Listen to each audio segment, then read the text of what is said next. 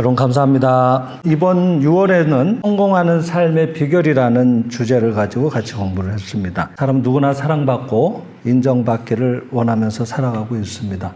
그리고 또 누구나 자신의 삶이 성공적이를 소망하고 계시다고 생각을 합니다. 근데 우리가 진정한 성공이라는 건 무엇이고 또 행복이라고 하는 것은 무엇인가 하는 것을 정확히 알고 그것을 이루기 위해서는 어떻게 우리가 지혜로운 생활을 해야 될 것인가 하는 것들을 살펴보는 시간이라고 생각하시면 되겠습니다. 저희들의 얘기는 크게 색다를 거는 없습니다. 우리 내재한 위대한 훌륭한 것들을 끌어내는 방법에 대해서 여러 가지 주제를 바꿔가면서 얘기를 말씀드리지만은 표현의 방식이 다를 뿐이지 결국은 늘 같은 말씀을 나누고 있죠. 그래서 오늘은 이제 성공하는 삶의 비결이라는 제목을 가지고 말씀을 드립니다만은 사실은 오늘 이 내용은 진리라고 하는 책에서 14장의 내용을 가지고 살펴볼 겁니다.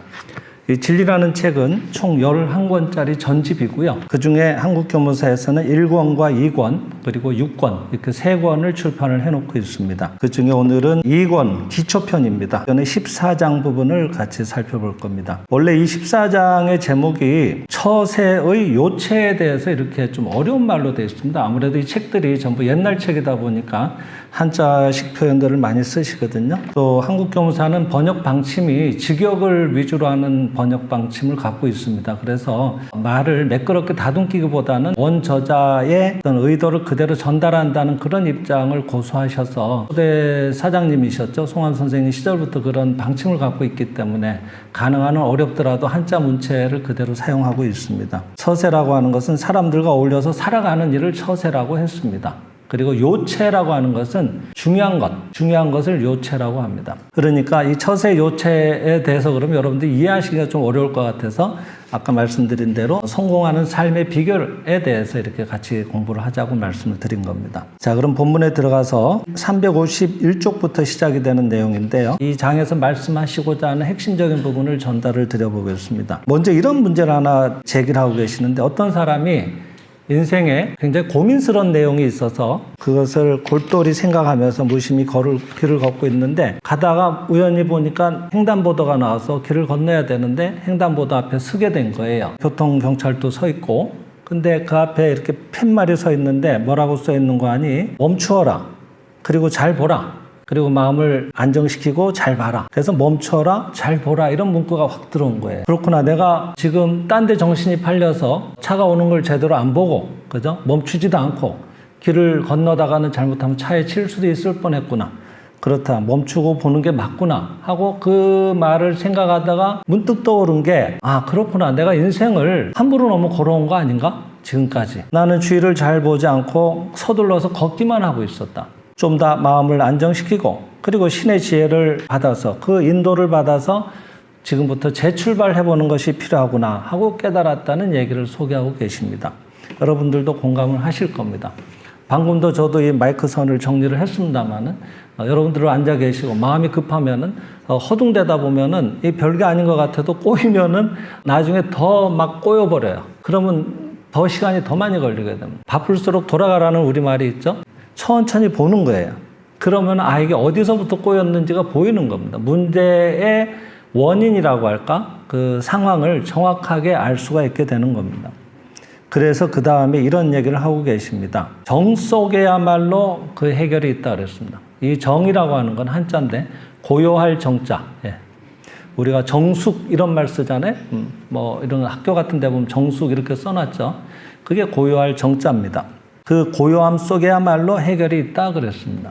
어떤 사건에 내가 거기에 휘말려서 꼼짝달싹 못하게 되었을 때 먼저 그 문제에서 마음을 해방시키는 것, 그 문제로부터 나를 떨어뜨려 놓는 것, 그것이 그 일의 참모습을 있는 그대로 보는 첫 번째 마음의 준비라 그랬습니다. 문제는 해결되기 위해서 있는 것이니까 해결법은 반드시 있다 그랬습니다. 앞만 줄이 많이 꼬여 있어도 그 실마리가 되는 처음에 꼬인 부분을 찾아서 잘 풀어나가면 반드시 풀리게 되어 있는 겁니다. 그와 같이 세상의 어떤 문제도 해결이 안 되는 문제는 없습니다. 그것은 또 다른 책에서도 얘기하시지만은 우리가 해결할 수 없는 문제는 신께서는 우리한테 주시지 않는다 그랬습니다. 어떤 문제도 우리에게는 그 일을 해결할 능력이 있기 때문에 그 문제가 나한테 왔다 하고 보는 게 좋습니다. 단지 그것을 해결법을 발견하기가 좀 어려울 때가 있다 그랬습니다. 그러니까 그 해결의 열쇠는 발견하는데 가장 좋은 방법은 방금 얘기했듯이 마음을 평온하게 하고 그 다음에 고요함 속에서 그 문제를 잘 들여다보는 겁니다. 저는 예전에 수영을 중학교까지 선수생활을 했죠. 선생님이 수영부를 창단하신 그 교사분이 그냥 일반 우리 학과목을 가르치는 교사분이에요. 그분이 6학년 때 제 담임이기도 하셨습니다. 근데 수영 교사가 수영을 하나도 못하세요. 그 당시에 일본에서 들어온 일어를 잘하셔가지고 일본에서 들어온 책을 보고 거기에 실린 사진이나 이런 걸 보면서 책으로 가르치셨어요. 그래도 자기 경험만 믿고 하는 것보다는 하나하나 차근차근 중요한 것들을 많이 잘 가르쳐 주시긴 했다고 생각이 됩니다. 근데 처음에 물을 적응하는 과정 중에 다들 물을 겁내잖아요. 그런데 물하고 익숙해져야지 수영이라는 걸 할 수가 있단 말이에요. 몸에 힘이 빠지고, 그죠? 긴장이 풀려야지. 근데 그때 기억나는 게 이 돌멩이나 아니면 무슨 사물을, 무거운 물체를 그거를 던져요. 그러면 서로 그걸 들어가서 찾는 거예요. 그럼 잠수를 따로 배우지도 않았고 영법을 배우지도 않았지만은 그냥 간신히 내 키 정도 될까 조금 내면은 숨을 쉴 수 있는 정도? 근데 이렇게 봐서는 안 보이니까 물에 머리를 박고 들어가야 되는 거예요. 그러니까 물하고 익숙해지죠. 그러니까 첨벙첨벙 하면서 이렇게 찾는데 동전이었던 것 같아요. 근데 해가 내리쬐면은 동전이 반짝거리거든요. 그러니까 금세 찾을 수가 있는데 그 시절에는 수경이라는 게 없었어요. 70년 후반대 얘기입니다. 아주 잘 사는 집의 아이는 수경을 차고 있는 경우도 봤지만은 수영 시합 때도 제가 대구 경북 통틀어서 중학교 남자 중학교의 수영부는 그 학교 하나밖에 없기 때문에 연습을 해도 안 해도 무조건 단독 출전에 단독 우승인 거예요. 그러니까 뭐 연습할 필요가 없는 거예요. 그래서 이제 서로 나눠 먹기 식으로 제일 약한 종목에 출전하죠. 그래서 평영도 출전했다, 자유형 뭐 200도 출전했죠, 자유형 400도 나갔다. 나중에 하다 이제 자유형 1500까지 나왔거든요. 근데 1500은 지금은 기록이 많이 좋죠. 15분 때나 뭐 그렇게 들어올 겁니다. 근데 제 그때 기록이 거의 32분인가 그랬어요. 어마어마하죠. 그러니까 그냥 뭐 지금 초보자보다도 느렸다고 보면 되는 거예요. 근데 그 32분 동안은 수경 없이 시합을 뛰었던 기억이 나요. 근데 레인을 다 봐야 돼요. 그러니까 나중에 눈이 충혈이 돼서 시뻘갰던 그런 기억이 나는데 수경 그때는 꿈을 꾸기 어려운 시절이었어요. 그러니까 맨눈으로 찾는단 말이죠. 물에서. 안 그래도 잘 안 보이는데 뿌여니까 맨눈으로 뜨면은 잘 보이려면은 이렇게 물이 잔잔해지면 잘 보여요. 근데 뭐 서로 찾겠다고 첨벙거리고 있으니까 그러면서도 수영도 많이 늘었다고 생각하지만은 안 보이는 거예요. 그러니까 우리가 뭔가 안에 중요한 게 있으면은 호수면의 깊은 곳에 뭔가 아주 훌륭한 것이 가라앉아 있다고 한다면 호수면이 잔잔하게 가라앉으면 자연히 보여오듯이 그 요동치는 물결이 우리들의 마음하고 비슷한 거예요. 내 마음이 막 큰일 났다 어떡하지? 나는 지금 이제는 더 이상 어떻게 할 방법이 없는데 뭐 이러면서 해결법을 찾고 있으면 안 보이는 거예요. 그 마음을 우선 가라앉히는 게 우선이란 말이에요. 그게 먼저 시작이라는 얘기를 하시는 겁니다. 그래서 마음을 평화롭게 하고 그 다음 고요함 속에서 그 문제를 찾으라고 하셨습니다. 이렇게 기도를 하시라고 하는 거예요. 이럴 때 이제 이런 기도문이 여러분들한테 도움이 됩니다. 이런 얘기를 들으면 아 좋다 맞다 그렇게 해야지 하는데 또 막상 어떻게 내가 기도를 하고 마음을 평화롭게 하지 이걸 잘 모르겠는 거예요. 그럴 때 여러분 이렇게 하십시오. 눈을 감고 마음에 새겨보세요. 신은 모든 것의 전부이니까 나쁜 것은 없다. 이 문제에 관계된 모든 사람들에게 감사합니다. 감사합니다. 계속 이렇게 감사행을 하고 있는 거예요. 그러면은 모두 신의 화연이고 모두 신은 좋은 것의 전부니까 모두 좋은 사람뿐이니까 좋은 사람들 사이에서 나쁜 일은 없으니까 반드시 문제는 잘 될 수밖에 없다는 마음의 안정감이 그때 찾아오게 되는 거예요. 이런 기도를 하고 있게 되면은. 그래서 이런 것들도 잘 활용을 해 보시기 바랍니다. 그래도 문제가 잘 해결되지 않을 때는 문제에 관계된 사람들에게 감사한 다음에 이렇게 하시는 거예요. 계속 좋은 기도문이 나와요. 이런 걸 활용하시면 좋아요. 신이시여 당신의 예지에 이 문제의 해결을 맡깁니다. 오늘 밤 제가 잠든 동안에 이 문제를 해결해 주시옵소서 하고 계속 그 말씀을 마음으로 되뇌이면서 잠이 드는 거예요. 신에게 맡겼으니까 이제는 내 책임이 아닌 거예요. 해결이 안 되면 그는 신께서 책임을 지시는 거라. 그러니까 전탁한다는 게 이제 이런 건데 완전히 맡기고 편안해지는 거예요. 왜? 모두는 신의 화연이라고 배웠고 그것은 생명의 실상에서만 얘기하는 것이 아니라 석가세존 같은 분도 말하자면은 견성선불이라고 할까? 깨달음을 얻고 보니까 한천초목국토가 유정비정이 동시송도다 이런 얘기를 하셨거든요. 그러니까 삼라만상이 우주에 있는 모든 게 구르는 돌조차도 모두 부처 아닌 게 없더라 이 말이에요. 그러니까 모두가 부처니까 부처는 자유로운 자고 어떤 문제에도 속박되지 않는 자니까 그리고 서로를 살리는 위대한 존재들이니까 그러니까 나쁜 일은 없는 거예요. 그러니까 그런 걸 믿고 신에게 어디 특정한 한 분이 아니란 말이에요. 내 안에 나를 지금도 숨쉬게 하고 있는 위대한 그런 생명에게 그리고 그 모두가 생명의 화연으로서 드러나온 생명의 형제로 보고 모두를 그리고 신이시여 당신의 예지에 이 나를 감싸고 있는 모든 신의 화연들에게 의지하면서 당신들도 날 도울 게 틀림없고 우주는 모두가 신의 화연뿐이니까 나쁜 일은 없다고 믿고 그래서 당신의 예지에 이 문제의 해결을 맡깁니다. 이게 어렵게 느껴지는 것은 제가 단지 허둥대고 있는 큰일 났다고 하고 있는 생각하고 있는 이 두뇌지 우리들의 가짜의 마음 생명의 실상에서는 현상심이라고 그러죠. 보이는 게 전부 있다고 착각하는 마음들 그 안에 있는 진짜의 예지나 생명의 본래 모습은 눈으로는 보이는 세계가 아니니까 그 세계는 그러니까 그런 것들을 마음으로 이런 깊은 이를 되새기면서 이 문제를 맡기고 주무셔 보라고 하는 거예요. 그러면은 반드시 다음날 훌륭한 응답이 있다고 하는 겁니다. 그리고 이제 우리가 성공을 하자면은 이런 거는 하지 말라 그러셨어요. 제 일은 굉장히 힘든 일이에요. 가혹한 일이에요. 하고 자기가 지금 하고 있는 일의 어려움을 자꾸 호소하는 경우가 있어요. 내가 지금 얼마나 힘든지 당신 아냐? 이런 얘기 하는 사람들이 있죠. 그런 것은 별로 그 사람이 능률이 좋은 일꾼이 아니라는 증거라고 하셨어요. 야구 선수가 이거 치는 게 얼마나 힘든지 알아? 이러면서 치는 사람은 없어요. 그냥 힘을 빼고 그것을 무심히 즐겁게 하는 거예요. 그러면은 거기에 최상의 자세가 나와서 쉽게 홈런도 넘어가고 이렇게 되는 거예요. 오히려 치겠다고 하면 어려워지는 거예요. 그죠? 힘이 들어가면 어려운 거예요. 그렇듯이 어렵다든가 뭔가 내가 지금 길을 쓰고 하고 있다든가 이런 무리한 마음속에 긴장감 이런 것들이 있으면은 그 생명력은 100% 발휘되기 어렵다고 하는 겁니다. 그리고 자신의 어려운 상황을 자꾸 얘기하는 것은 여기서는 지금 그 말씀이 없지만은 다른 책에서 자주 얘기하시는 내용 중에 하나가 내가 동정받고 싶은 마음을 자기도 모르게 표현하는 경우가 된다고 하는 거예요. 그게 내가 지금 이렇게 힘든데 애를 쓰고 있다. 그걸 좀 알아봐 달라 이 마음이거든. 그거는 동정받고 싶은 마음이기 때문에 동정받을 일이 자꾸 끊이지 않고 모여온다 그랬어요. 왜? 이 우주는 끼리끼리 모이는 법칙이 작동하고 있기 때문에 생각한 것을 실현시켜 주려고 우주에서 별일이 다 모여오는 거거든요. 그러니까 죽겠다는 얘기를 안 하는 게 좋아요. 그럼 자꾸 죽을 일이 모여오는 거예요. 우리가 이런 거를 정확하게 지혜로운 마음으로 자각을 가지고 있으면은 그런 말을 안 하게 되는데 이론으로만 알고 있기 때문에 또 틈만 나면 나오는 거예요. 아이고 죽겠다 하고 왜 나 혼자 이렇게 이런 힘든 일을 나 혼자 다 떠안아야 되지? 참 저 사람들은 참 팔자 좋네. 네가 한번 나 같은 삶을 살아봐라. 너는 죽겠다는 소리가 저절로 나올 거다. 이런 얘기가 뭐 그냥 한 3박 4일 정도도 나올 만큼 이만큼 분량이 차여 있으면 안 되는 거예요.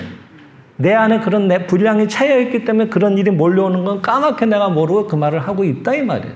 그런 것도 꼭 참고를 하시기 바랍니다.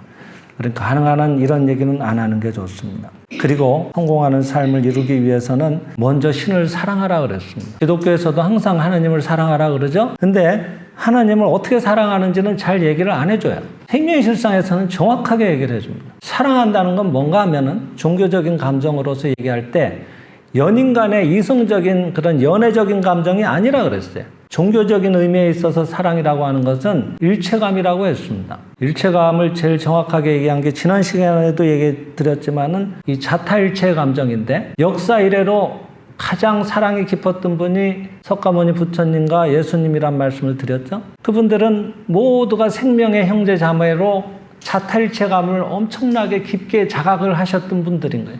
그러니까 그 위대한 신의 화연들이 부처들이 스스로 힘들어하고 스스로 자승자박해가지고 괴로워하는 모습을 내버려 둘 수가 없었던 거예요. 그래서 그럴 필요가 없다고 너는 이미 훌륭한 존재라고 끊임없이 평생을 다 바쳐서 거기에 설교를 하시고 설법을 하셨던 겁니다. 그 자타일체의 감정을 제일 정확하게 말씀하신 게 이 생명수장의 비유법으로 들면은 우리 혀 속에 있는 침이라 그랬거든. 입 안에 있는 침은 내 안에 있을 때는 아무렇지도 않은 거예요. 그러니까 입 안에 침이 고이면은 꿀떡꿀떡 삼키기도 하고 그러면서 아무런 느낌이 안 듭니다.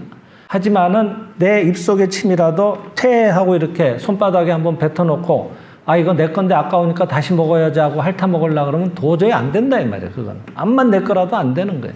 왜 그렇게 추하게 느껴지는가 하면은 벌써 나하고 분리가 됐기 때문에 그런 거예요. 자타일체가 사라진 거예요. 그러니까 상대의 부족함이나 어두운 모습이 잘 보이는 것은 내가 아직은 사랑이 그만큼 깊지 않다라고 받아들이면 정확한 거예요. 그러니까 신을 사랑한다고 하는 것은 여기서 신과 일체감을 가지라는 얘기로 받아들이시면 제일 좋습니다. 신을 사랑한다는 것은 지금도 신의 생명이 나를 통해서 여기 나를 살리고 계시다고 자각을 하는 걸 말하는 겁니다. 그래서 신을 사랑하는 자에게는 모든 것이 협력해서 그 사람을 떠받들듯이 모여온다 그랬습니다. 이거는 진리다 그랬습니다. 왜냐하면은 신은 모든 것의 전부이기 때문에 신에 대한 사랑은 모든 사물을 통해서 자신에게 거꾸로 반영되어 온다고 하는 거예요. 있는 건 모두 신뿐이니까. 그러니까 내가 신을 사랑하게 되면은 진실로 사랑하고 신의 생명이 나의 생명이라는 자각이 깊어지면 온 우주가 나와 하나라는 자각이 깊어진다는 얘기거든. 그러니까 온 우주가 나를 돕기 시작하는 거예요. 그래서 예수님께서도 먼저 신의 나라와 신의 의를 구하라. 그 여타의 것은 너에게 더해지리라. 이런 얘기를 예수님께서도 하셨던 겁니다. 우리가 구할 것은 신의 나라를 먼저 구하고 신의 의를 구하는 것이라고 하는 겁니다. 그 다음에 이런 원리도 알고 있으면 좋습니다. 우리가 마음에 씨를 뿌린 게 결국 우리의 미래 운명으로 되돌아오고 그것을 수확하게 되는 건데 성서에서도 씨 뿌린 대로 되리라 이렇게 얘기를 하고 계시는데 그 얘기는 뒤집으면은 뿌리지 않는 씨앗은 돋아나지 않는다는 거예요. 뿌린 씨앗만이 싹트고 열매를 맺는 것이 마음의 법칙입니다. 그러니까 당신 주위에 지금 뭔가 원치 않는 부조한 일들이 일어나와 있다고 한다면 지난날 내가 뭔가 뿌린 거예요. 분명히 뿌린 거예요. 그게 지금 돌아온 것이니까 그때 내 마음을 개선하는 거예요. 아, 나도 모르게 이런 마음의 씨앗을 뿌렸구나. 그렇구나. 이래서 실현됐구나. 오늘 이제 사라졌구나 하고 아, 잘 됐다고 기쁘게 받아들이고 다시는 그와 같은 씨앗을 뿌리지 말자는 일대 결심을 하는 거예요. 그러면은 일어나온 일이 굉장히 큰 교훈이 되는 거예요. 그러니까 어떤 일이든 사람을 미워하거나 비관적인 말을 하지 말고 실패를 예상하는 말도 하지 말고 그러면은 그런 것들이 그와 유사한 나쁜 결과를 초래하는 그런 씨를 뿌리는 게 된다는 것으로 그런 비관적이거나 좋지 않은 일이 일어났을 때 절대로 마음에 새기고 또 새겨서 다짐을 하는 거예요. 그래서 다시는 이와 같은 씨를 뿌리지 않으리 이렇게 다짐을 하는 거예요. 실패를 하면 또 그 다음에 또 다짐을 하는 거예요. 그러다 보면 내가 쓸데없는 씨앗은 안 뿌리게 되는 거예요. 그리고 우리가 천국과 같은 그런 행복을 진실로 실현하자고 마음먹는다면은 제일 먼저 마음이 관대해져야 된다 그랬습니다. 나만 옳고 상대는 틀렸다는 마음을 가지면은 그것은 자기의 선만에 붙들려서 그는 그 상태에서는 그가 지금 옳다고 생각하기 때문에 그와 같이 주장을 하는 거거든요. 그러니까 반드시 부딪힌다 그랬습니다. 그러니까 그 상태에서는 그분은 그렇게 생각이 되겠구나 하고 마음이 관대해지라 그랬습니다. 그래서 부드러운 마음, 상냥한 마음, 그런 유아한 마음, 받아들이는 마음, 넓은 마음 이런 것들이 나아가서 천국적인 행복을 실현하는 그런 마음이 또 된다 그랬습니다. 그 다음에 저고리를 뺏으려고 하는 자에게는 바지도 내주어라. 성서의 말씀입니다. 이것이야말로 관대한 천국을 지상에 실현하기 위한 훌륭한 가르침이다 라고 얘기를 하시는 거예요. 바지까지 내주면 나는 뭐 입고 가라고 이렇게 우리는 보통 생각을 하죠. 그죠? 그것은 도둑에게 전 재산을 주라는 의미가 아니다 그랬습니다. 이 저고리, 이 바지라고 하는 그런 것들에 걸리지 말라고 하는 거예요. 그런 것들을 붙들고 놓치지 않으려고 하는 그런 것은 마치 더 뒤에 훌륭한 것들이 기다리고 있는데 그 한 장면에 딱 걸려가지고 영화 필름을 한 장면에 골려서 그 다음 필름이 넘어가지 못하도록 가로막고 있는 거와 똑같은 결과를 초래한다 그랬습니다. 그 뒤에 무진장이라고 하는 신의 세계의 훌륭한 내용이 계속 기다리고 있는 겁니다. 흘려보내면 그 다음 것이 또 흘러 들어오는 겁니다. 근데 거기에 딱 걸려버리는 거예요, 우리는. 예. 그러니까 이게 내 건데 왜 네가 가져가냐? 이렇게 받아들이는 거예요. 달라고? 그래, 가져가라고. 밑에 것도 달라고? 그래, 가져가. 그리고 기꺼이 주는 거예요. 그러면은 나갈 일이 있어서 그 사람이 가져간 거니까 그건 내 마음속에 뿌렸던 지난날에 뭔가가 실현된 거예요. 그러니까 끝난 일이라고. 그러니까 새로운 게 흘러 들어오기 시작하는 거예요. 영화는 끊임없이 훌륭한 결말을 향해서 신의 세계의 완전한 것들을 표현하기 위해서 계속 지금도 돌아가고 드러나오려고 준비가 돼 있는데 내가 거기에 딱 마음이 걸려버리는 거예요. 그리고 그것을 평생을 원망을 합니다. 여러분 돈 떼먹고 간 사람 얼굴 절대로 안 잊혀지죠? 자다가 꿈에만 봐도 그냥 벌떡벌떡 깨어날 수도 있습니다. 그래서 거기에 내가 마음이 걸려버려서 멈춰져 있는 거예요. 그러면 내 마음도 속이 상하고 그 일이 주는 교훈도 섭취를 못하고 그 다음에 새로 들어올 훌륭한 것들도 들어오는 게 대기가 돼가지고 못 들어오는 거예요. 저도 이런 일을 한번 겪어봤어요. 예전에 한번 살았던 전셋집에서 나와야 되는데 기간이 다 돼서 한 동짜리 아파트인데 제일 꼭대기층이야. 그러니까 소음 문제는 없는 줄 알고 안심하고 갔더니 주말마다 애들이 와서 거기서 달리기 대회를 하더라고. 그래서 그게 주말은 좀 시끄럽긴 했습니다만은 문제는 꼭대기층이 한 동짜리이기도 하고 이러니까 여러 가지 좀 두께나 이런 것도 좀 얇겠죠 아무래도. 엄청나게 더워요 꼭대기라서. 그래서 에어컨을 안 달 수가 없는 거예요. 그래서 안방에 에어컨을 달아야 되는데 안방에 돌아가면서 황토 타일을 발라놓은 거예요. 그래서 그걸 자랑을 되게 하시더라고. 좋다고, 이 황토라서. 뭐 황토가 좋긴 좋겠지. 근데 이 타일을 발라놓으니까 우리 집이 아니까 말하자면 저런 벽에다가 에어컨을 걸어야 되는데 무슨 수로 거냐고 그거를. 못을 안 치고는. 에어컨은 무겁잖아요. 그러니까 할 수 없이 황토 타일에다 못을 네 군데인가 뭐 이렇게 쳐서 고정을 해가지고 끼워가지고 걸었다 이 말이야. 근데 나올 때 그걸 보더니 여기 못자국 요거 때문에 원상복구를 해야 되는데 보증금에서 100만 원을 내놓고 나가시오. 그리고 나중에 다 수리가 되고 수리 비용만큼 내가 쓰고 100만 원에서 그리고 돌려주겠다. 이렇게 얘기를 하는 거예요. 이사업체는 다 와서 대기하고 있고 짐은 내리고 그리고 이제 짐 다 빼고 나서 그분이 가잖아요. 이게 보잖아요. 집주인이. 그래서 그 딱 지적을 하시는 거라. 저쪽에는 이제 이삿짐 다 실었다고 빨리 출발하자고 난리고 뭐 돈 계산이 끝나야 내가 이쪽에 또 맡겨놨던 보증금을 받아야 들어가는 집에 또 치르고 마음이 얼마나 바빠요. 어처구니가 없죠. 못자국 4개 때문에 100만 원을 담보로 놓으라 그러니까. 그래서 놓고 나왔는데 그래서 수리하셨습니까? 그랬더니 차일피를 자꾸 미루더라고. 근데 암만 내가 다른 데 자문을 구해봐도 그 타일 자국 그거는 황토를 이렇게 계속 이렇게 좀 분말 같은 걸 갈아 넣어가지고 말르면은 황토라서 같은 색깔로 해놓으면 표시가 안 날 텐데요. 다른 사람 또 누가 들어와도 또 꼭 저기 에어컨 걸어야 되잖아요. 또 못 자국 또 날 텐데요. 그 정도면 되지 않을까요? 그럼 돈이 들어갈 이유가 없는 거예요. 그다지. 자기도 그렇게 봤는데 그게 타일을 밀어놨더니 색 표시가 난다는 거예요. 원래 타일하고. 그거야 나겠죠 어느 정도. 그래서 결국 타일을 떼서 그거를 새 타일을 갈아 넣어야 되는데 그러려면 다른 타일도 다 떨어져서 전체 방을 다 수리를 해야 된다 이거예요. 100만 원 갖고 모자란데요. 야, 참 대단하더만. 돈 떼먹는 것도 그 정도로 집요함이나 머리가 있어야 돼. 이쪽이 기가 막혀서 말이 안 나오는 거예요 그다음부터는. 그래서 알았어요 많이 드세요 그냥 그러고 끊었어. 마음으로. 그렇게 말은 못했지만. 근데 그게 한 몇 달을 가더라고. 생각만 하면 그냥 분이 치밀어 오는 거예요. 세상에 저런. 근데 내가 몰랐던 거예요. 그 아파트 한 동짜리니까 뭐 세대가 많지는 않으니까 서로 잘 알잖아요. 근데 주민들이 이상하게 이 사람만 보면 다 외면을 하고 이렇게 안 본 사람 취급하고 가더라고. 왜 그러세요? 그랬더니 저 사람 말도 못합니다. 아주 돈 그러면 벌벌벌벌 떠는 거예요. 그러니까 흔히 말하는 수전노인 거예요. 그래서 돈을 어떻게 모으셨는지는 모르지만은 그 돈이 좋은 돈들은 아니라서 사실은 걱정은 되죠. 근데 내가 왜 그런 집에 들어갔을까? 이 생각을 해본 거예요. 근데 그때 제가 돈 그랬거든. 애들 유학하고 이런 것들 겹치고 이래가지고 제일 상황이 나빴어요. 내가 남은 전 재산이 그 아파트 전세금. 그게 단 거야. 그러니까 생활비나 뭐 이런 것 때문에 굉장히 계속 어떻게든 모아서 또 가야 되니까. 그래서 이제 그게 돈 갖고 좀 예민했던 시기였어요. 근데 딱 그런 집을 만나더라고요. 그러니까 이분이 그런 걸 가르쳐줬구나 하고 마음으로 축복하고 하면 나는 그 문제에서 졸업하고 다음 문제가 흘러 들어온 거예요. 그래서 그게 잘 흘러갔다고 생각은 돼요. 한때는 그냥 100만 원어치 어디 집에 가가지고 그 사람 자동차 빵꾸를 내주고 올까? 뭐 별 생각을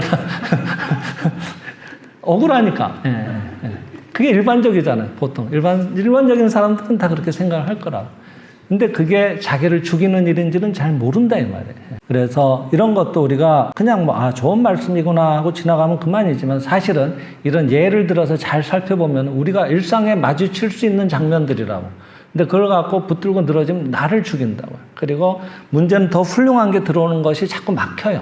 그러니까 이런 것들은 잘 여러분들이 살펴보시고 지혜롭게 대처하는 게 좋지 않겠나 생각을 합니다. 그리고 이제 여기 저는 진짜 감동을 했는데 이미 베풀어진 그런 광대무변한 한량없이 넓은 그런 은혜를 보지 않고 잃어버린 특히 작은 것만을 한탄한 자는 정말 어리석은 사람이라고 하시면서 이미 베풀어져 있는 우주의 부에, 우주의 부라고 하는 것은 꼭 경제적인 부만이 아니라 무한한 건강, 무한한 조화, 무한한 생명력 얼마든지 있겠죠. 예. 그런 우주의 부의 진실로 단 한 번만, 여기 단이라는 걸 또 붙여놓으세요. 단 한 번이라도 감사의 마음을 일으켜 보십시오. 진실로 우러나온 감사의 마음은 내재한 무한의 부를 모두 흘러나오게 하는 힘을 가지고 있다 그랬습니다. 그러니까 진짜 여러분들이 감사하면은 그때부터 흘러 들어오기 시작하는 거예요. 우리가 감사에도 여러 가지 감사가 있어요. 그죠? 그러니까 처음엔 감사하면 좋아진다니까 그냥 감사하는 말만 하는 감사도 있고 그러다가 또 마음이 우러나서 하는 감사도 있죠. 그래서 이 감사의 마음을 표현할 때 이렇게 단계별로 얘기를 해 놓으셨어요. 첫째, 마음으로 감사를 말하라 그랬습니다. 마음속으로 자꾸 감사를 말하는 거예요. 참 훌륭하구나, 이런 장소가 베풀어져서 고맙구나, 이런 쾌적한 공간에 이런 좋은 경치를 바라보면서 또 강의에 집중하라고 뒤에서 에어컨이 돌아가면서 시원한 속에 참 감사한 일이구나. 내가 딱히 뭐 이거 에어컨을 사드린 적도 없는데 이렇게 모두가 이 좋은 공간에서 훌륭한 말씀을 듣고 마음이 훌륭해지시라고 다 마음을 모아서 이렇게 해주신 이 참 소중한 공간이구나. 이렇게 느끼면은 이게 감사의 말을 하는 거죠, 내가. 그리고 두 번째, 말씀으로 감사를 말하라 그랬어요. 이 마음보다는 말씀이 훨씬 힘이 있어요. 그러니까 말씀으로 선포를 하는 거예요. 그러니까 용기를 내서 감사한 일이 자꾸 있으면은 감사하다고 자꾸 표현하는 게 좋은 거예요. 그 다음에 세 번째는 보은, 은혜에 보답하는 그런 감사를 행동을 통해서 실천하라 그랬습니다. 몸으로 하는 건 훨씬 더 힘이 있거든. 그래서 내가 뭔가 그런 감사를 실천하는 게 좋아요. 가다가 뭐 이런 공간에 뭐가 떨어져 있으면은 이거 하나 주워서 내가 그냥 쓰레기통에 갖다 놓는 거예요. 쓰레기를 바라보는 마음보다는 깨끗한 마음이 우리가 마음이 더 청정해지잖아. 그러면 다 같이 쓰레기를 볼 때는 왜 이런 좋은데 저런 게 떨어져 있자고 마음이 뭐가 거기 하나 걸린다니까. 그런 걸 내가 미리 갖다가 치워버리면은 그게 감사를 실천하는 게 아니겠냐는 거죠. 그렇게 하다 보면은 이게 일상이 전부 수행이 되는 거예요. 그 다음에 네 번째가 자기가 구원받은 진리를 다른 사람들한테 전할 것. 내가 뭔가 유산화 공양 뭐 이런 걸 통해서 집안의 자녀분과의 관계도 좋아지고 그 자녀도 훨씬 훌륭해지고 문제는 자기도 마음이 죄의식에 가벼워져서 집안의 운명이 많이 바뀌었다고 느껴진단 말이에요. 너무 감사하단 말이에요. 그러면은 그런 낙태했던 문제로 괴로워하는 사람들이 있으면은 그게 뭐 대놓고 난 낙태했는데 뭐 이런 얘기를 하는 경우는 잘 없지만 뭔가 그래도 우연히 내가 겪었던 은혜를 가지고 다른 사람을 도울 역할을 할 수 있도록 신께서 인도해 주셔서 감사합니다. 이런 기도를 하고 있으면 이상한 그런 사람들이 내 앞에 와요. 그럴 때 내가 그런 사람들을 진리로 안내하는 겁니다. 이런 것도 훌륭한 일이죠. 그리고 이제 나머지 이런 신의 은총을 현창하는, 밝게 나타내는 그런 장엄 공양, 뭐 이런 앞에 이렇게 이런 도장에 이런 것들을 꾸미는 것, 이런 것들도 되고, 나아가서는 진리를 전하는 도량을, 이 장소를 마련하는데 내가 같이 동참하는 거예요. 여러분들이 우리 지금 여기 내년이면 또 옮겨가야 되잖아요. 건립기금 이런 거 동참하는 게 전부 그런 일들이 되는 거예요. 이런 것들이 말하자면은 무한한 부배가 나오게 하는, 진실로 감사를 표현하는 그런 단계적인 방법이라고 하는 겁니다. 진실로 감사를 느끼고 그걸 마음으로 말하고 말씀으로 말하고 그 다음에 실천을 하고 그 다음에 전하고 그 다음에 이런 진리의 전당까지 해도 내가 같이 이렇게 도장을 마련하는데 같이 동참을 한다든 이런 것들이 훌륭한 일이라고 하는 겁니다. 그 다음에 신이라고 불리는 은행장을 둔 대우주 은행이 있는데 그 자본금은 무한 억만이라고 그랬습니다. 그래서 신의 자식인 자는 누구나 이 대우주 은행으로부터 예금을 인출할 수가 있다고 그랬어요. 한국은행만 해도 대한민국을 대표하는 은행이니까 자본금이 많겠습니다만은 그래도 인간이 세운 은행은 부도가 납니다. 그러니까 그걸 갚지를 못해서 이런 사태가 발생하잖아요. 나라조차도 부도가 나는데 민간이 세운 은행은 말할 것도 없죠. 근데 신의 은행은 그런 게 없다는 거예요. 그게 무한하기 때문에. 근데 그 무한한 예금을 인출할 때 우리가 가지고 가는 수표가 있다는, 거기 수표에다가 써서 청구를 해야지 그만큼 나오는데, 그 수표가 신앙이라고 하는 수표라고 하는 거예요. 우리는 신앙이라고 하는 수표를 가지고 그 신앙의 정도에 따라서 돈을 일출할 수가 있다고 합니다. 신은 무한한 분이시니까, 나한테 무한한 것을 이미 주셨으니까, 넘치게 베풀어 주시는 게 사실이니까, 그러니까 당당하게 쓰는 거예요. 그러니까 내가 지금 필요하면 그걸 당당하게 믿고 쓰는 거예요. 그게 신앙이라고 하는 수표라고 하는 겁니다. 그래서 당당하게 나는 무한억만금의 가치가 있으니까 무한억만금이라고 쓰는 거예요. 그럼 무한억만금이 나오는 거예요. 그런 사람들이 세계적으로 추앙받는 지금의 뭐 대부호라든지 이런 사람들입니다. 그 사람은 의심을 안 하는 거예요. 왜? 돈의 목적을 둔 게 아니라, 그 일론 머스크라는 사람 아시잖아요. 그 사람은 그런데요.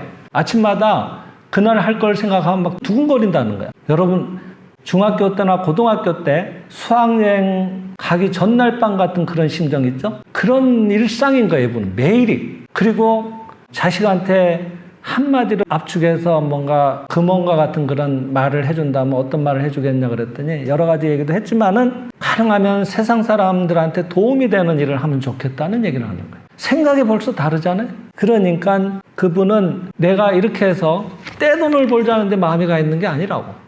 어떻게 하면 사람들한테 더 이렇게 많이 유익하게 쓰임새가 될까? 그 생각을 하면 아침에 자고 있는 게 미안할 정도예요. 너무 가슴이 설레가지고. 우리는 그런 삶을 산 지가 벌써 언젠지도 기억이 잘 안 나. 또 한 해가 시작됐구나. 이러고 시작을 한다고요. 그러니까 뭐가 되겠냐고. 이 일론 머스크 같이 그런 사람들은 쓰려면은 이 신앙이라는 숲에 얼마를 쓰겠냐고.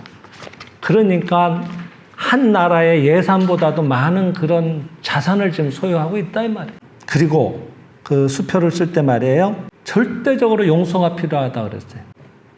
사람을 미워하면서 내 운이 좋아지자고 하는 것은 주머니 입구를 막아놓고 돈을 꺼내려는 것과 비슷하다 그랬습니다. 여기가 지금 꼬매져 있어서 막혀있는 돈이 나올 리가 있겠냐고요. 거기를 닫아놓고 돈을 꺼내봐야 돈이 나올 수 있는가. 근데 사람을 미워하면서 내가 성공하자고 하는 건 똑 이와 같은 일을 하는 것과 마찬가지다고 하는 거예요. 어리석은 일이라 그랬습니다. 용서의 대가 그러면 어느 분이 되시겠어요? 아마 예수 그리스도가 아닐까요? 왜? 자기를 십자가에 못 박은 사람조차도 용서를 하잖아요. 근데 그 용서에 대해서 마태복음 18장 21절에서 22절에 이런 얘기가 나옵니다. 베드로가, 예수님 제자죠. 베드로가 나와 주여, 형제가 내게 죄를 범하면 몇 번이나 용서하여 주리까? 여러분 같은 몇 번쯤 해주면 용서를 잘했다고 하겠어요. 그죠? 7번까지 하오리까? 7번 정도 하면 되겠습니까? 하고 예수님한테 물은 거예요. 예수님께서 뭐라고 하셨는가 하면은 7번뿐 아니라 7번을 70번까지도 할지니라 그랬어요. 7번을 70번이면 얼마예요? 490번인가? 그럼 490번을 용서하라는 얘기가 아니라 무한히 용서하라 이 말이에요. 무한히. 끊임없이 용서하라 이 말이에요. 그 용서라는 것은 왜 이렇게 중요한가 하면은 그 다음에 이런 얘기를 하셨어요. 성서에 나오는 말씀입니다만 나의 이름에 의해서 구하는 것은 무엇이든지 베풀어지리라 이런 얘기가 나와요. 근데 여기에서 우리는 예수님 이름으로 이렇게 얘기를 하시잖아요. 근데 이 진리에서는 그 이름을 실상이라고 풀이를 하고 계세요. 실상, 진리, 그리스도의 이름, 즉 실상이란 무한한 사랑이고 용서입니다. 그러니까 나의 이름으로 구한다고 하는 것은 무한한 사랑과 용서를 가지고 구하라 이 말이에요. 사랑과 용서가 없이 무슨 일이든 성취하려고 해도 대우주은행에서는 통용되지 않는다고 합니다. 지금 내가 이러지도 저러지도 못하는 막다른 골목에 처해 있다면은 틀림없이 사랑이나 용서가 부족했을 게 틀림없다고 하는 것. 그것을 보여주는 것이라고 하셨습니다. 그리고 대우주은행 수표에는 신의 자식이라고 하는 사인을 하지 않으면 안 된다는 거예요. 죄의 자식이라고 사인을 하면은 아담이 낙원에서 추방됐듯이 대우주은행의 문전에서 자기 처벌이라고 하는 간수가 와서 쫓아버릴 것이다 그랬습니다. 나는 언제 태어난 보잘것없는 이런 사람이고 이런 일을 겪어서 어려서부터 심약하고 심신도 미약하고 병에도 잘 걸리고 나는 그런 사람입니다. 이게 죄의 자식이라고 하는 거예요. 신의 자식이라고 하는 거는 생명실상에서 단육주 선생이 말씀하셨듯이 인간은 지금껏 단 한 번도 여성의 자궁에서 태어난 적이 없다고 하는 게 신의 자식입니다. 그것을 기독교적으로 얘기하면은 나는 아브라함이 있기 전부터 있었다고 하는 예수님 말씀과 같은 것입니다. 인간은 육체적인 존재가 아닙니다. 영적인 존재입니다. 지금껏 한 번도 태어난 적이 없고 한 번도 죽은 일이 없는 영원을 살고 있는 위대한 존재입니다. 이것은 그 영혼을 살고 있는 위대한 존재가 자기를 나타내고 있는 하나의 옷에 불과한 겁니다. 표현체에 불과한 겁니다. 이것을 나타내고 있는 진짜의 내가 여기를 떠나버리면 얘는 아무것도 없는 거예요. 그냥 가죽 부대가 되는 거예요. 자기 제한에서 벗어나라 이거예요. 내 안에 있는 위대한 영적인 자각을 늘 가지고 깨어가지고 당당하게 신의 자식이라고 사인을 하라고 하는 겁니다. 신앙이라는 믿음을 가지고 그 수표에다가 사인을 하라고 하는 겁니다. 그래서 신앙의 정도만큼 자기가 금액을 적게 된다고 하는 겁니다. 나는 일론 머스크처럼 그런 무한 억만금의 가치가 있는 존재이고 그런 예지가 넘치는 존재이고 그 예지를 실현하기 위해서 천지가 지금 나를 도울 수밖에 없는 거고 그런 자각이 있다면은 무한 억만금이라고 쓰겠죠. 그러니까 그게 자꾸 회전되어 오는 거지. 이거 한 1,000만 원 쓰면서 한 100만 원만 더 달라 그럴까? 그렇게 옹색하게 이양 주시는 거 그렇게 옹색하게 벌벌 떨면서 하는 것은 아직은 자기 안에 있는 그리고 나를 살리는 위대한 존재에 대한 자각이 그만큼 적다고 하는 걸 알 수가 있는 겁니다. 그리고 성공하고자 한다면 끊임없이 칭찬하고 찬양의 기도를 하라 그랬습니다. 기도한다고 하는 것은 반드시 부탁한다고 하는 게 아닙니다. 찬양이라고 하는 것, 그것이야말로 숭고한 기도다 그랬습니다. 지난 시간에도 얘기 드렸지만 어떤 목사님이 그런 재밌는 얘기를 해주셨죠. 어떤 사람이 산을 넘어가다가 호랑이를 만났어요. 그래서 호랑이가 하고 잡아먹으려고 달려드는 거예요. 그때 이 사람이 하나님 아버지 제발 저를 살려주세요 하고 간청의 기도를 드렸습니다. 그랬더니 호랑이도 같이 꿇어앉아가지고 하나님 아버지 저에게 일용할 양식을 주셔서 감사합니다 하고 감사의 기도를 바쳤다고 하는 거예요. 그러니까 호랑이 기도를 들어주셨다는 거예요. 하나님께서는. 왜? 감사의 기도를 바치잖아요. 찬양의 기도를 바쳐야 돼요. 달라고 하는 것은 부족의 염을, 부족의 생각을 수반한다고 하는 거예요. 내가 지금 없기 때문에 자꾸 달라고 하는 거예요. 그러니까 도와주세요 하는 것은 보통 기도는 기도를 해요. 어떤 분은 상담하다 보면은 열심히 기도한다는 거예요. 새벽까지 교회 나가서도 기도한다는 거예요. 무슨 기도를 그렇게 열심히 하십니까? 물어보면은 이렇고 저렇고 해서 저한테 그런 이 어려움이 없도록 도와달라고 그렇게 기도를 많이 한다는 거예요. 근데 기도를 했는데 이 모양이냐고 한탄을 하시는 거예요. 그것은 이런 내용을 통해서 보면 우리가 알 수가 있습니다. 부족을 계속 기도하고 있으니까 그러니까 기도라고 하는 것은 또 한 걸음 깊이 들어가면 생명실상에서는 우리 내부 생명의 깊은 울림이 기도라 그랬거든요. 항상 울려 퍼지고 있는 게 기도라 그래요. 그것을 생각한 것은 실현해주는 힘으로 가득 차 있는 세계니까 우주는 그것이 또 끼리끼리 모여오는 법칙에 의해서 모여오니까 넘치게 베풀어져 있구나, 감사하구나, 신은 이렇게 나를 사랑하시는구나, 모두는 신의 자식이구나, 훌륭하구나, 멋있구나, 아름답구나, 좋구나 이러면 좋은 일이 자꾸 오는데 죽겠습니다, 살려주세요 뭐 이러고 있으면은 부족을 계속 이렇게 내가 마음으로 그리는 꼴밖에 안 되니까 부족한 사태가 끊이질 않게 된다 이런 얘기를 하시는 겁니다. 부족하다는 생각은 모자라는 상태를 끌어들이고 만족하고 있다는 생각은 만족한 상태를 끌어들인다 그랬습니다. 이런 것도 우리가 잘 살펴보면은 성공을 위해서는 이런 마음을 갖는 게 웃어야 되고 먼저 마음이 밝아져야 되고 마음이 고요해져야 되고 그 다음에 마음이 너그러워져야 되고 마음이 풍요로워져야 되고 이게 시작이구나 하는 걸 잘 알 수가 있습니다. 그리고 야구 선수가 이 공이 날아오는 것에 흥미를 느껴서 신나게 홈런도 칠 수 있듯이 어떤 저항하는 게 다가올 때 그때 내부 생명작용이 일어나온다 그랬습니다. 캔버스라고 하는 저항체가 없으면 우리는 그림을 그릴 수가 없어요. 붓이 그 캔버스에 닿아서 물감을 찍어서 거기에 마찰을 하는 그 힘이 없으면은 우리는 그림을 그려낼 재간이 없다고요. 그러니까 어떤 중압감의 일이라든지 이런 것들, 저항, 이런 걸 통해서 우리는 생명이 뻗어나게 된다고 거꾸로 받아들이는 겁니다. 그러니까 왜 이렇게 나는 이렇게 힘든 일이 끊이지 않는가 이렇게 생각하지 말라고 하는 겁니다. 일이 없다고 하는 게 즐겁다고 생각할 수가 있는데 그것은 너무나 일이 고될 때는 그렇게 생각할 수 있지만은 모든 문제가 다 해결돼서 아무 일이 할 필요가 없는 상태가 돼서 계속 누워 있으면은 그 사람은 정말 즐거워지는가 하면은 온몸이 쑤셔가지고 누워 있기가 어려워진다고 하는 겁니다. 내재하는 그런 어떤 생동하는 힘을 불러내기 위해서는 우리에게는 일이 필요한 거예요. 그러니까 퇴직하고 나서 갑자기 사람이 노쇠해지는 경우도 많아요. 할 일이 있을 동안은 안 그래요. 정말 일에 집중하고 있을 땐 몸도 안 아파요, 사실은. 저는 그걸 실감을 해봤어요. 감기로 막 열이 이만큼 나는데도 내일 훈련 출발하고 한 달 동안 내가 이 팀을, 내가 이 중대를 책임져야 된다고 생각하니까 아프지는 않더라고, 실제로. 근데 딱 들어오니까 아파가지고 6개월을 누워 있었죠. 긴장이 풀리면 또 그렇게 해도 되는가 봐요. 그래서 우리가 어떤 사명감이 있다든 중압감이 있다는 거는 굉장히 어떻게 보면 한편으로는 인생을 안정시키고 이렇게 나아가게 해주는 힘이다. 여러분 세월호 사건 기억나시죠? 거기에 평형수 이런 얘기가 나왔어요. 짐을 많이 싣잖아요. 뭐 페리오나 이런 애들은 안에 차도 싣고 짐도 싣고 가죠. 근데 그걸 빼고 나면은 배가 가벼워질 거 아니에요. 그래서 평형수를 또 그 안에 채운다고요. 그래서 배의 밑바닥에, 그러니까 제일 쉽게 얘기하면 오뚜기 아시죠? 네, 오뚜기 밑에가 무겁잖아요. 그래서 무게중심을 잡는다. 그 자빠져도 벌떡 일어나잖아요. 복원력이라고 해요. 그죠? 그러니까 평형수를 실어야지 배가 복원이 되는 거예요. 파도가 심할 땐 넘실 될 거 아니겠어요? 그럴 때 기울었다가도 다시 복원이 돼야 하는데 그때 복원이 안 돼서 자빠져 버렸잖아. 그래서 이 평형수라는 얘기를 잘 떠올려 보시면은 인간의 어떤 무게감 있는 일, 책임 이런 것도 말하자면 우리를 다시 일어서게 하는 힘이다. 이게 공감이 되실 거예요.